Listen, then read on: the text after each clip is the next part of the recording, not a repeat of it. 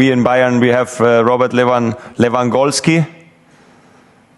You know, Robert Lewandowski.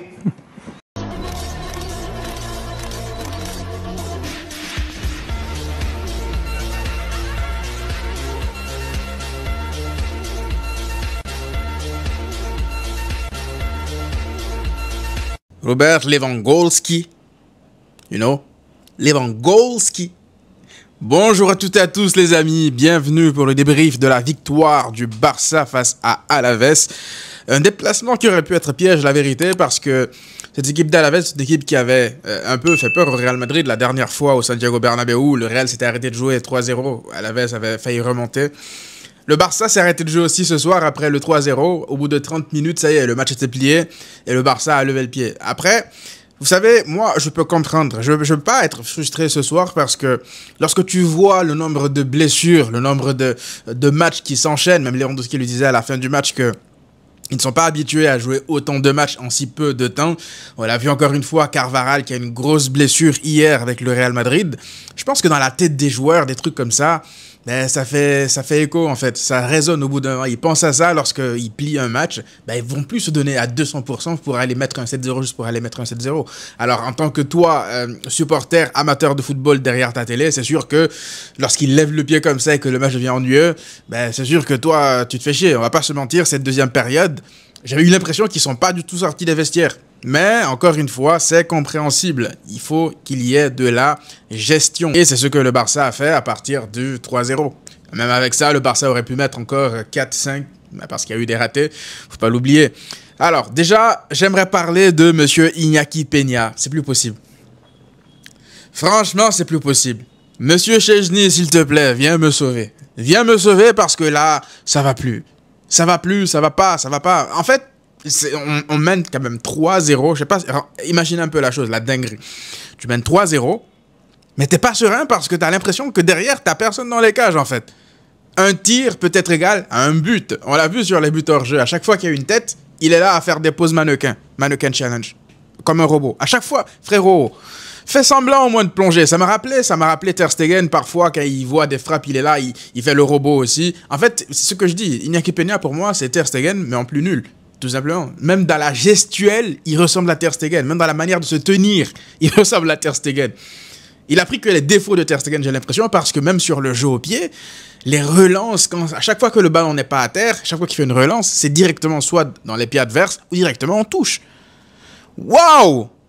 Non, franchement, là moi, je me rappelle, vous m'aviez posé une question il n'y a pas si longtemps. Qu'est-ce qu'on fait avec la blessure de Ter Stegen? Je vous disais, comme un con, ouais, je l'assume, comme un abruti, un idiot, je vous disais, ouais, on va rester avec Iñaki Peña jusqu'au mercato d'hiver, et puis là, on va commencer à voir sur le marché du mercato d'hiver.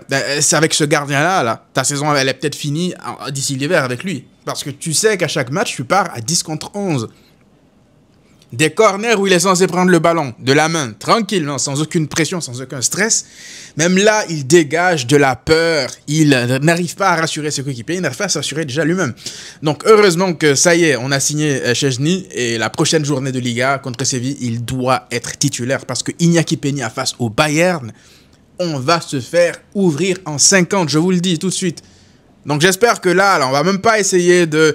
Non, on va quand même essayer de faire respecter l'ancienneté. Il était là depuis un petit moment. Non, non, non, non, non, non, non, non, non. Dès le match face à Séville, il va falloir le sortir du 11.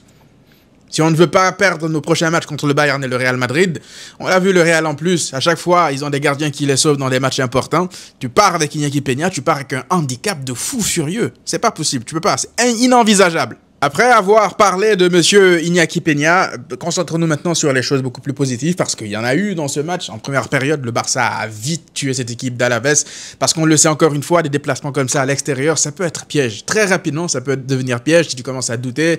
D'autant plus que Alaves est une équipe quand même assez joueuse. Hein. On l'a vu pas mal de fois, mais ils ont été pris au piège du hors-jeu 11 fois. 11 fois. En fait, le piège du hors-jeu, pour moi, était une meilleure défense, était un meilleur atout que avoir Iñaki Peña dans les goals. Je pense que Flick, il savait que dans les goals, il n'y a personne. Donc, autant empêcher l'adversaire d'arriver devant les buts. Parce que tu sais que si tu les laisses dans des face-à-face ou si tu défends bas, t'es mort parce que t'as pas de gardien. Donc, autant essayer de les mettre en hors-jeu le plus possible. 11 fois hors-jeu. Je pense que je n'ai jamais vu ça. 11 fois hors-jeu. C'est une dinguerie.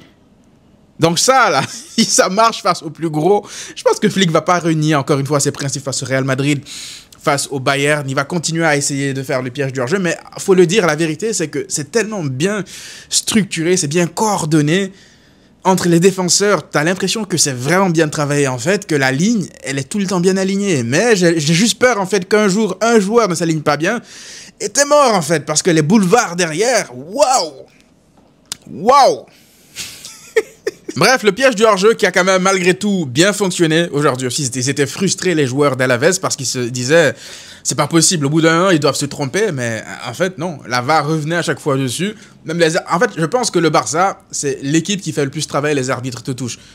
Ils doivent lever leurs mains tout le match, à chaque fois. Là, contre Alaves, c'était le paroxysme de ce qu'on a vu par rapport au piège du hors-jeu.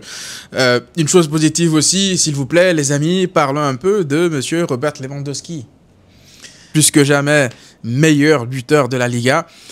Et l'un des meilleurs buteurs d'Europe, si ce n'est le meilleur, faudrait voir. Parce que là, j'ai vu une stat passer, je pense qu'il a plus de buts là maintenant que Erling Haaland. On parle là d'un des meilleurs buteurs d'Europe à son prime, là, Erling Haaland. Il est censé être là, à son niveau le plus élevé. Tu vois, Lewandowski qui est là pour compétir avec lui pour la place de meilleur buteur d'Europe à 36 piges.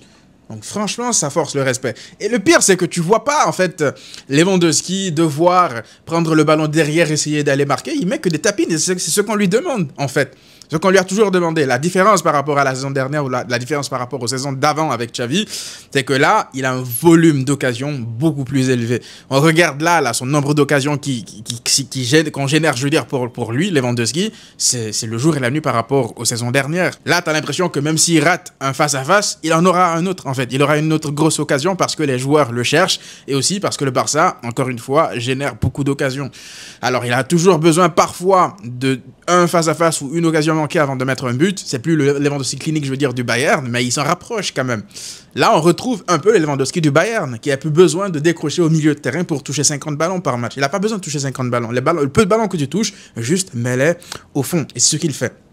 Ce qu'il fait depuis le début de la saison. Et ses stats, elles ne mentent pas, en fait. Quand tu joues comme ça, lorsque tu es clinique devant le but, lorsque tu marques, lorsqu'on a besoin de toi, forcément que tu fais du bien à l'équipe, tu fais du bien à tes coéquipiers, et ils te font confiance aussi. Lorsqu'il y a des opportunités, ils savent que lorsqu'ils vont te trouver, tu auras juste qu'à pousser le ballon au fond. Donc il n'a pas, même dans le pressing en fait, je vous ferai une vidéo dessus peut-être plus tard, tu sens que voilà, on essaie de l'économiser lui dans le pressing pour utiliser ses qualités offensives le plus possible parce que Lewandowski c'est plus un mec qui va pouvoir te faire des courses de 40 mètres de pressing, c'est plus possible à son âge. Donc je trouve que Flick réussit très bien à l'utiliser avec l'âge qu'il a aujourd'hui, il connaît ses faiblesses, il connaît aussi ses qualités. Parlons s'il vous plaît de Rafinha parce que Rafinha, en fait, j'ai vu la stat passer, je pense que c'est du frérot Barça Passionnette. Rafinha a atteint, je pense, 20 passes décisives en Liga.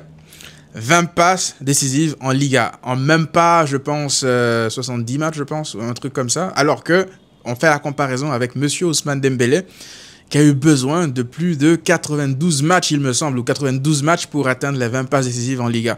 Plus de 4000 minutes entre les deux joueurs pour atteindre le même nombre de passes décisives.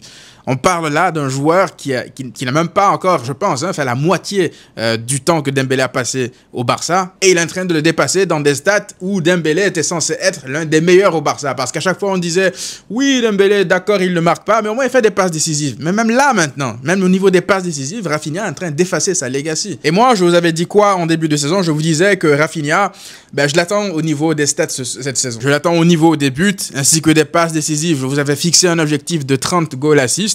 Je pense qu'il en est déjà à 11. Ouais, il me semble qu'il a 11, non? Dites-moi dans les commentaires si vous savez, toute compétition confondue, il en est à combien. Mais de base, vous savez, la saison dernière, il avait fait, je pense, 22 goals assists. Je vous avais dit que c'était pas mal, mais que je voulais qu'il fasse plus parce qu'il était en mesure de faire plus. Et là, il en est déjà à 11 et la saison est loin d'être ne serait-ce qu'au milieu. Donc j'espère que Rafinha continuera comme ça parce que ce qu'il montre là, depuis le début de la saison sur la constance, franchement, c'est mérité. Il y a le brassard de capitaine, il fait honneur à ce brassard de capitaine. J'ai hâte de le voir aussi dans les gros matchs parce qu'il y a beaucoup de gens qui disent oui, Rafinha, c'est que dans les petits matchs. En oubliant que Rafinha était décisif face au PSG la saison dernière, mais on aimerait aussi qu'il soit décisif dans les plus gros matchs. Si là, il est décisif face au Bayern ou face au Real Madrid, ça veut dire qu'il aura passé vraiment un stade step dans sa carrière avec le Barça. Parce que oui, il a été important dans des matchs, plein de matchs, même dans des matchs encore une fois importants comme au PSG à l'aller comme au retour. Mais là, ça va être les tests les plus importants du début de saison du Barça. Entre le Bayern et le Real Madrid, si tu sors des masterclass dans ces matchs-là, ça y est, il sera définitivement entré dans le cœur des Barcelonais à 100% parce qu'il y a encore des sceptiques. Là, j'aimerais en fait qu'il ferme des bouches totalement en fait. Donc le Barça continue sa marche en avant. Allez, 3 points d'avance avant la trêve. C'était important de faire un peu de rotation aussi. Hansi Flick, l'a fait. Ansu Fati, j'ai aimé son entrée, même s'il n'a pas eu de réussite devant le but, mais j'ai aimé la manière dont il se proposait devant la surface de réparation. C'était l'une de ses qualités, c'était de se retrouver dans des bons endroits pour être encore plus clinique qu'il ne l'a été, par exemple, aujourd'hui. Je pense que des occasions comme ça, dans 2 ou 3 matchs, il va les mettre au fond. Je vois une certaine montée en puissance. C'est pas encore exceptionnel, c'est pas le Ansu Fati Prime, je ne pense de toute façon pas qu'on retrouvera le Ansu Fati Prime, mais s'il peut avoir ce sens du but là, se retrouver dans la surface de réparation pour réussir à finir des actions, moi ça sera déjà beaucoup. Et c'est largement mieux que Ferran Torres, qui s'est d'ailleurs blessé, qui est sorti sur blessure en début de match. Je préfère Ansu Fati, qui n'est peut-être pas au top à 100% de ses capacités, que Ferran Torres. La différence, en fait, elle est flagrante. Donc, je préfère Ansu Fati l'avoir comme option que d'avoir un joueur, en fait, qui ne te sert à rien. Frenkie de Jong, qui a eu des minutes de décrassage ce soir aussi, pas grand-chose à dire de son entrée. Voilà, il n'a même pas, je pense qu'il n'a même pas touché beaucoup de ballons. Le Barça n'a pas réussi, je veux dire, à mettre le pied sur le ballon en deuxième période. Alaves est monté en puissance, il voulait au moins sauver l'honneur. Voilà, on n'a pas vu beaucoup de joueurs du Barça en deuxième période, mis à part les occasions manquées là, qui auraient pu faire le 4-0. Mais voilà, c'est tout ce qu'on demande de là. C'était pas d'avoir pas de blessés avant la trêve et de ne pas dépenser de l'énergie de manière inutile. Tu as besoin de victoires comme ça, de victoires dans la tranquillité. Certes, tu as eu des buts ratés de la part d'Alaves par rapport au hors-jeu. Je sais pas si c'est concéder des occasions, ça, parce que c'est hors-jeu. En vérité, c'est pas des occasions, parce que c'est travaillé. On peut pas dire que ouais, le hors-jeu, mais c'est travaillé, les gars. Donc voilà, j'espère que le Barça continuera sur sa lancée après la trêve internationale. Je ne vous mens pas que j'ai peur au niveau des blessures et tout, là. On va surveiller ça, espérant que voilà, ça ne fasse pas mal au Barça, parce que juste derrière, tu as de gros matchs qui peuvent déterminer ton début de saison. Donc voilà les amis, dites-moi vous qu'est-ce que vous en avez pensé dans les commentaires. On se retrouve très rapidement pour une nouvelle vidéo. D'ici là, comme vous le savez, prenez tous soin de vous et à très vite.